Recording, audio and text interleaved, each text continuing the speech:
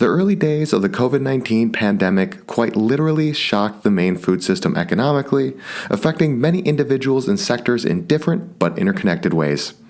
Many households' budgets were disrupted as people lost income, which led to acquiring food in different ways, all while concerned over the availability of certain products. Maine food producers faced multiple stressors as the demand for food at home rose, the restaurant market disappeared, and the availability of labor in the tourist market became uncertain. In response to these shocks, policymakers were forced to innovate and adapt in order to support farms, protect consumers, and ensure the food security of the people in Maine.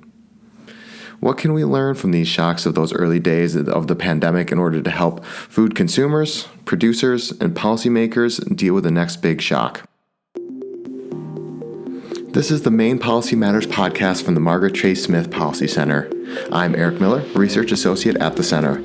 On each episode of Maine Policy Matters, we discuss public policy issues relevant to the state of Maine. Today, we will be covering J.G. Malacarne, Jason Lilley, and Nancy McBrady's Maine Policy Review article entitled The Response of the Maine Food System to the Onset of the COVID-19 Pandemic, which argues that reflecting on how the Maine food system weathered shocks early in the pandemic can help us prepare for future crises.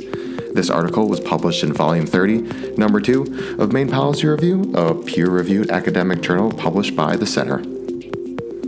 We will first briefly summarize that article and then speak directly with Dr. Malacarne, Assistant Professor of Economics at the University of Maine, and Jason Lilley, Assistant Professor of Sustainable Agriculture and Maple Industry Educator at the University of Maine Cooperative Extension, about where the food system is now, 2 years later, and what the future of food in Maine might look like.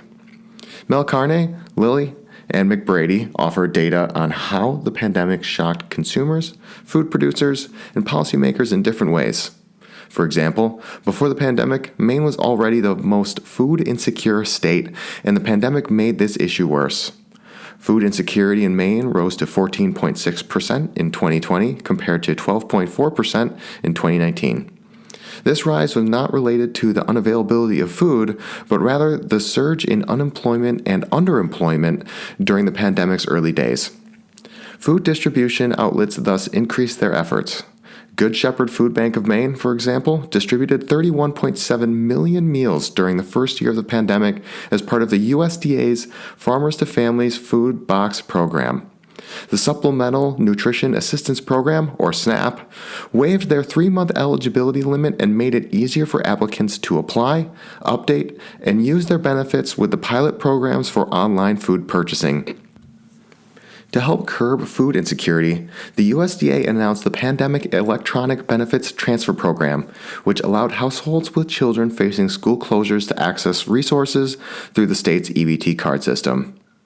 During the early pandemic, there was also a rise in the demand for local products. Hannaford reported that purchases from Maine vendors went up by 33.5% in March 2020 compared to March 2019. Local vendors were partly able to meet this demand via direct-to-store deliveries and safe direct-to-consumer sales. Maine farmers, however, also experienced challenges that complicated their ability to plan for this growing demand, such as Malacarne et al. Wrote, the disappearance of the restaurant market, restrictions on face-to-face marketing, and extreme uncertainty about labor availability and the tourist market. To help address this issue, a farmer-led effort led to the creation of the Maine Farm and Seafood Directory, which opened on March 19, 2020. By the end of March, 337 farms and seafood vendors listed their operations and available products on the directory. In under a month, the directory received 47,000 views by consumers who were interested in safe, local, and direct shopping. At the end of September of 2020, the Maine Farm and Seafood Directory had gathered 483 farmers, fishermen, and other producers and received 91,910 views. What did consumers and farmers alike learn from the pandemic in these shifts, and how do we move forward? Malacarne et al. Conclude their article with 2 points. The first is the vital need for investments in agricultural storage, processing, and packaging infrastructure in the state. The second is the need for packaging and processing infrastructure to be flexible enough to shift across the restaurant, institutional, and consumer-facing markets. Having the ability to shift markets when needed will be more sustainable and effective. Malacarne et al. Conclude, resilient systems include a measure of flexibility and redundancy. Maine can maintain, even enhance its integration into the broader food system while increasing the prominence of its own agricultural products. By investing in local agricultural infrastructure, Maine can provide market opportunities to its producers, increase the reliability of the supply of important staple goods for its consumers, and provide sources of employment and income to its workforce. Now we will be talking with Malacarne and Lilley about what the future of the Maine food system might look like. Thank you both so much for joining us today. It's my pleasure. Thanks for having us. Thanks for having us. Before the pandemic, what aspects of the Maine food system are unique strengths and weaknesses relative to other states? Has the pandemic and other shock changed these attributes at all? And if so, how? So I'll jump in on that one. I would say that from the farmer perspective, the production side of things, Maine has really been ahead of the game and has had a leg up in relationship to the diversity of production types here in the state. So there's a lot of different types of agricultural production that happen, and not all, but a lot of that agricultural production is marketed through local channels. So there's a lot of good relationship building that happens between the clients or the consumers and the farmers, as well as loyalty on the consumer's part to either specific farms or to just supporting the Maine food system as a whole. And I've spoken with many folks from the Ag Service Provider Network, so people from Cooperative Extension and various organizations. And it really is a kind of standout state. Maine is really known for the style of agriculture that we have. I think that's a great description of some of the strengths. On the challenges side, and moving a little bit to kind of viewing it through the consumer's eyes, Maine's a very rural state. People are pretty spread out. And in certain parts of Maine, one of the challenges that brings is the distance to places to go and buy food. It's often hard to support traditional grocery stores in areas with low population density. And that means that you either have to travel farther to buy food, or you have a more limited set of options from which you can buy food. And maybe you need a car to get there. And so, particularly for vulnerable populations, both of those can make it hard to access food, even if food exists and is offered at an affordable price somewhere. Yeah, those excellent insights. It reminds me of a couple of facets of Maine in terms of social relationships, and that it's like a big small town, and that you can get to know everyone, but at the same time, you can't get there from here. So it's going to be a struggle to maintain the supply chain connectivity, and both of those are in strengths and weaknesses are reflected there, and that's really, really interesting to me. You suggest in your article that there's a need for investment in agricultural storage, processing, and packaging infrastructure in Maine. You also stress the need for packaging and processing infrastructure to be flexible enough to shift across restaurant, institutional, and consumer-facing markets. Have you noticed any evidence of these shifts occurring in Maine over the past 2 years?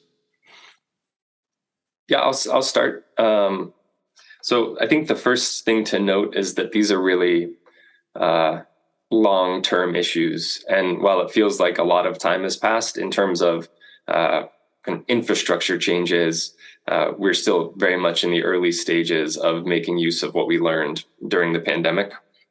At the same time, I think there has been some great movement in infrastructure investment, both on through private sources, farm businesses realizing what they need and starting to make those changes, as well as support from the state through access to grants. I think we're just finishing up the Department of Ag, Conservation and Forestry administering about $19 million in grant funding specifically for increases in processing infrastructure on farm businesses. I believe they made 64 grants totaling just under $19 million that finalized maybe this past month. And so it's great to see that happening. And it's also important to acknowledge that that's really just the tip of the iceberg in terms of needs for infrastructure investment. There were many, many more applicants proposing much needed upgrades to the system and to their own operations that remain to be funded in the future. So definitely moving in the right direction, but it's a slow process. So just adding a little onto the Ag Infrastructure Investment Program that Jonathan was mentioning, those 60-some awardees, they were awarded the grant funds due to the strong argument and plans to build out the infrastructure on their farm in a way that would help with distribution and processing, not only for their own farm, but for other farms that they're collaborating with, or other farms in the network with similar types of production. So that was really exciting to see. That's going to have some huge impacts. That's anywhere between $250,000 and $500,000 per awardee. And but as Jonathan was also mentioning, there were almost 800 applicants. So that really, from my perspective, shows the immense amount of need for additional funding into these types of improvements. Yeah, on one hand, it's very encouraging to get so much interest, and the fact that this kind of programming and funding is rolling. But yeah, it definitely highlights the need, which hopefully will be addressed as soon as feasibly possible, whether it's through the state, federal programming, what have you. So can you talk a bit about the consumer demand for local food markets? Is that demand still increasing? What progress and or setbacks has the local food market faced since you wrote this article? So in my role with Cooperative Extension, I spend a lot of time driving around and visiting farms, primarily in the southern part of the state.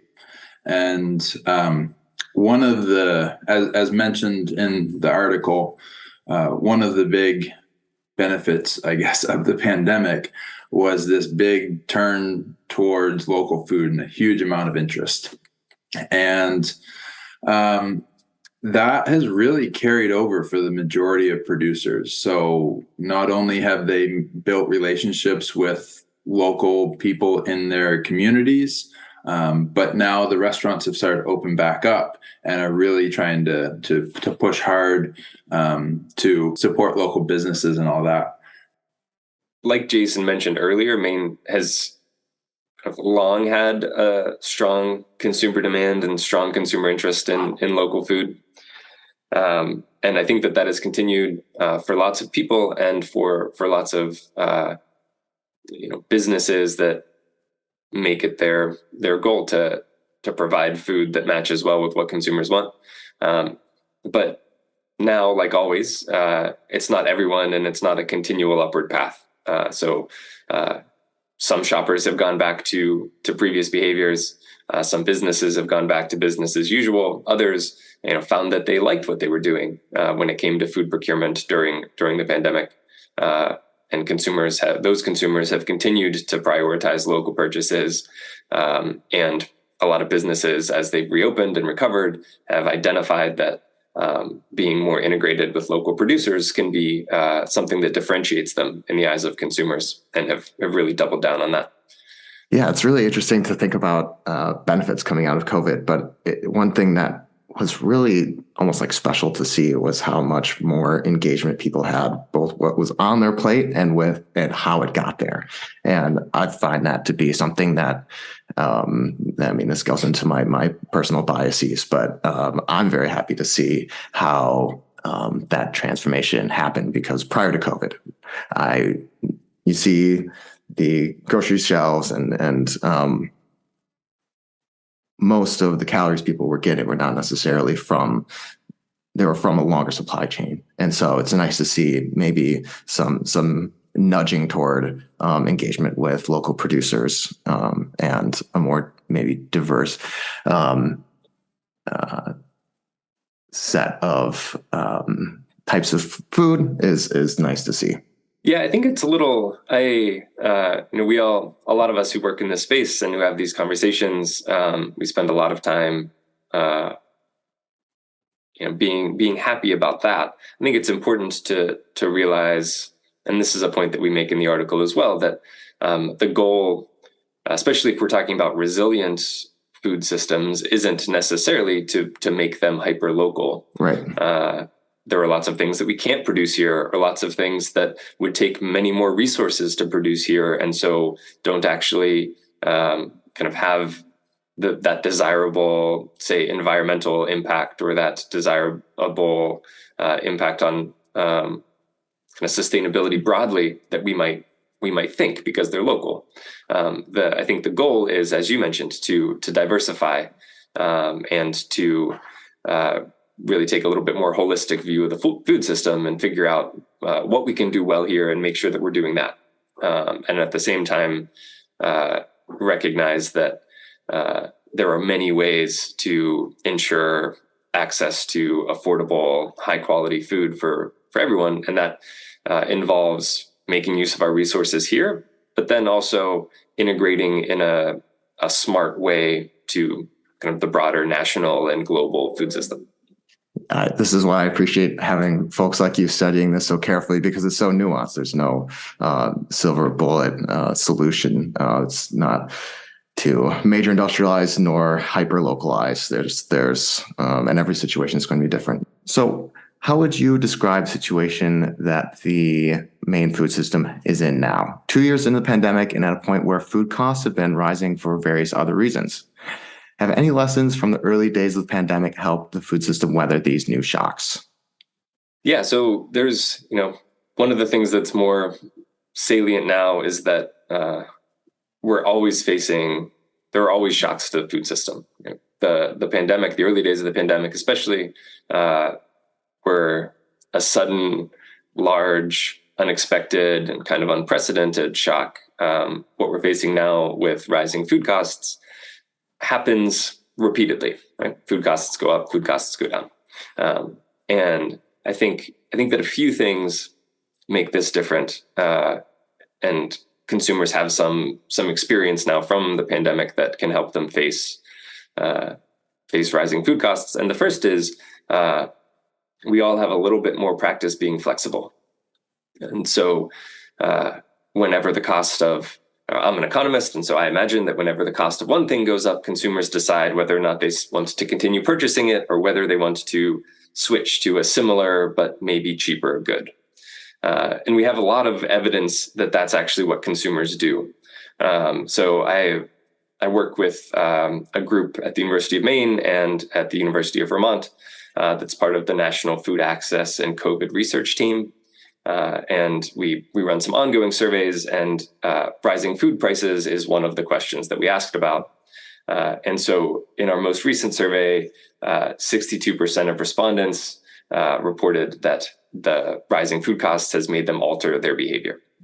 But then at the same time, there's a lot of work that's done. And in particular, I'm thinking of the Consumer Food Insights report that runs out of Purdue. That happens at a much higher frequency, and they see similar things, that consumers are changing their food purchasing behavior in response to rising food price. But what they find is that some of that is seeking out more sales and discounts, or some of that is swapping between name brands and generic brands. And so it doesn't necessarily mean that there's a one-for-one association between rising food prices and rising food expenditure to every household. And that is not at all to say that rising food prices are not challenging. It's just that everybody has a little bit more practice now responding to challenging situations when it comes to procuring food. And so I know that the system itself is dealing with that and is using that experience very wisely. And I'm confident that consumers are doing the same thing. I would say that the farmers who, again, have more of a direct-to-consumer outlet have been able to maintain those relationships, and that a lot of the early structures that they set up in order to market safely in the face of COVID. So their online sales platforms, their increased, newsletters, all of that have really carried over, and not only allowed them to continue to market to these new customers, but have allowed them to improve their businesses as a whole. So they've got better tracking of what they're producing and what they're selling, and what market outlets their products are going through. So there were a lot of benefits and kind of on-farm lessons learned that are definitely going to be carried over. From the perspective of the farmers who sell wholesale and who have less control over their pricing, this has been a very challenging season. Farm inputs have gone up, between 60 and 120%. So while farmers' cost of production is essentially doubled, what they're getting has really not increased at all. I've spoken to several farmers who work with some grocery chains, and they haven't seen any increase since 2019. So it's really tough for them to figure out, how they're going to continue to make the farm viable if what they're selling their product for doesn't match that cost of production. So that's a serious hurdle that needs to be addressed. Yeah, it's fascinating how this practice and flexibility has carried over, and it's also, it blows my mind how in the span of 2.5 years we've experienced two historic global shocks. One being pandemic, and the other, of course, being the Russian invasion of Ukraine. So, I'm glad you are keeping tabs on how input cost is changing and negatively affecting folks, and how that's going to shape policy coming up. And so, to transition to a little policy talk, so there were policy initiatives that help support the food system at the onset of the pandemic. Now that most of those have expired, have there been any new policy initiatives to aid with ongoing food and financial insecurities due to the pandemic, or even gas price increases? What kind of food policy do we need at the present moment? Yeah, I think that, unfortunately, I don't have any specific, silver bullet policies that would really solve some of these crises. But I think that, going back to the previous question, my response is in that farmers need to get paid more to match their cost of production is kind of counter to Jonathan's response of the consumer's ability to pay for food and rising food costs. So I don't know if there is a solution of stipends for food, or offsets for the cost of production. I don't know in what form that would come in, but that is something that does need to be addressed. So yeah, this is actually what Jason just highlighted is often at the top of my mind. I teach a class called the Maine Farm and Food Economy. And we really engage with this directly, like this challenge of supporting farmers and wanting farmers to get paid for their effort and for the products they produce and the service that they provide, and at the same time trying to manage the cost of food so that everyone has access to sufficient quantities and qualities of food to live a healthy lifestyle. And it really is. It's one of those challenging questions to answer, and then put on top of that, having to realize and recognize that anything that we do that affects the price of fuel or affects the price of chemical inputs, may also have undesirable impacts for emissions and for our kind of ongoing need to address climate change. And all of these things are connected. And that makes it really hard. I think it is important to note that, while some of the specific programs and policies that were designed to address needs at the beginning of the pandemic may have expired. There are lots of organizations and lots of departments and divisions within organizations like the USDA that this is just what they do, and supporting both farmers and supporting consumers has been their mission since long before the pandemic, and will continue to be their mission long after the pandemic. And they administer and run programs to support both farmers and food insecure households every day. And here it's the same is true here in Maine, right? There are organizations, and there are many people who get up and go to work every day, and this is their job. And we are going through a moment where that's been a little bit more in the public eye. And I would love that to be true all the time, so that we acknowledge their efforts and support funding for their programs, even when we're not dealing with a new acute crisis. And access to sufficient quantities and quality of food is an ongoing and always pressing need.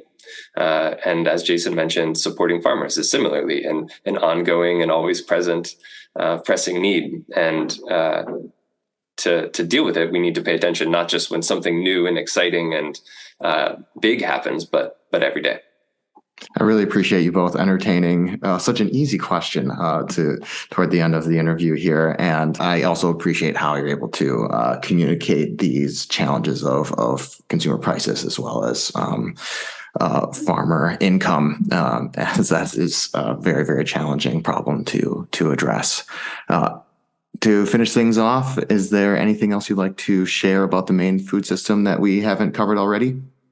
Yeah, I'll just jump in as kind of a cherry on top here, and remind folks of the scenario we were in at the onset of the pandemic.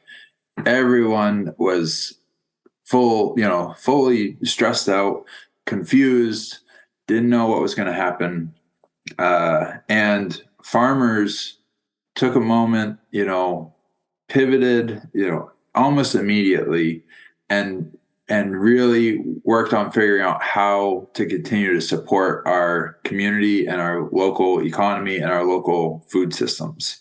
And I would argue that they did that in a way that was wildly successful. And, not at, definitely at, their own expense and risk to their own health. And, it was financially burdensome, but they all stuck with it, and they were here for the state. And now, the tables have kind of turned, like things have kind of leveled off. We're seeing inflation kind of in our general economy I've heard numbers of 8 to 13% for the average American. And to pair that with farmers' increased cost of productions being, 60 to 120% increases. So I think it's now a moment for the, general consumers of Maine to just really kind of step back and think, if we have the means at all, it goes beyond just the food that we're putting on our table. Us taking that effort to support our local farmers has that ripple effect at supporting our whole economy, the ecosystem, and our communities. So that's what I would leave us with. I can't do better than that. So I'll give Jason the last word there. Yeah, that was very well put. Thank you, Jason. And thank you, Jonathan, as well, for joining us today on Maine Policy Matters. Thank you for the opportunity to be here. Yeah, it was a pleasure. Thanks. What you just heard was J.G. Malacarne's, Jason Lilley's, and Nancy McBrady's perspective from their article, The Response of the Maine Food System to the Onset of the COVID-19 Pandemic. Maine Policy Review is a peer-reviewed academic journal published by the Margaret Chase Policy Center at the University of Maine. For all citations for the data provided in this article, please refer to the original article in Maine Policy Review. The editorial team for Maine Policy Review is made up of Joyce Rummery, Linda Silka, and Barbara Harity. Jonathan Rubin directs the Policy Center. A thank you to Jason Heim and Catherine Swaha, scriptwriters for Maine Policy Matters, and to Daniel Susi, our production consultant. In 2 weeks, we will be reading a summary of Rob Brown's article entitled, How to Save Jobs and Build Back Better: Employee Ownership Transitions as a Key to an Equitable Economic Recovery. We would like to thank you for listening to Maine Policy Matters from the Margaret Chase Smith Policy Center at the University of Maine. You can find us online by searching Maine Policy Matters on your web browser. If you enjoyed this episode, please follow us on your preferred social media platform and stay updated on new episode releases. I am Eric Miller. Thanks for listening, and please join us next time on Maine Policy Matters.